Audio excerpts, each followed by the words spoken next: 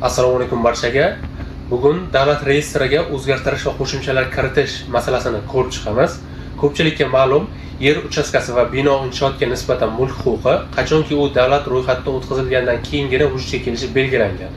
Ya'ni yer uchastkasi va ko'chmas mulkka bo'lgan huquqlar davlat ro'yxatidan o'tkazilgandan keyin mulkdorga davlat reyestridan ko'chirma beriladi. U ko'chirmada yer uchastkasi to'g'risida tavsifi, maydoni, bino inshoot to'g'risida ma'lumotlar va mulkdorning ma'lumotlari ko'rsatilgan bo'ladi. Ana shu reyestrda qanaqadir kamchiliklar yoki xatoliklar aniqlangan taqdirda u qanday masala orqali hal etilishini O'zbekiston Respublikasi ko'chmas mulkka bo'lgan huquqlarni davlat ro'yxatidan o'tkazish to'g'risidagi qonunning 26-moddasida, ya'ni o'zgartirish va qo'shimchalar kiritish to'g'risidagi bandni keltirib o'tilgan.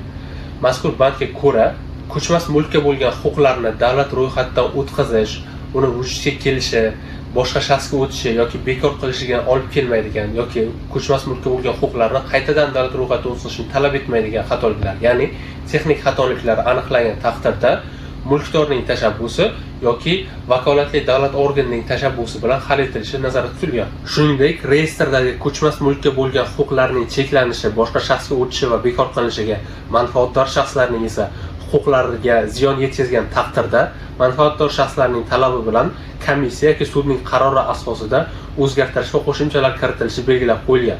Undan tashqari, mulkdorlarning identifikatsiya qiluvchi ma'lumotlari, bino inshootning geografik joylashuvi va ularning tartib raqamlari o'zgartirishi to'g'risida vakolatli davlat organining tegishli ma'lumotlari va unga ilova qilingan hujjatlar asosida o'zgartirish va qo'shimchalar kiritilishi nazarda tutilgan.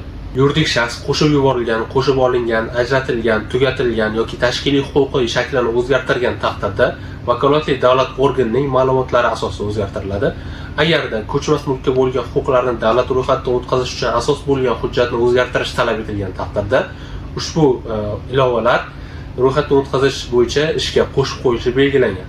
Yuqorida keltirib o'tilgan davlat reyestriga o'zgartirish va qo'shimchalar kiritish vakolatli davlat organi tomonidan tekinga amalga oshirilishi belgilangan. Shu va shunga o'xshash masalalarga yechim topish uchun pastdagi raqamlar orqali biz bilan bog'lanib, masalangizga yechim topishingiz mumkin.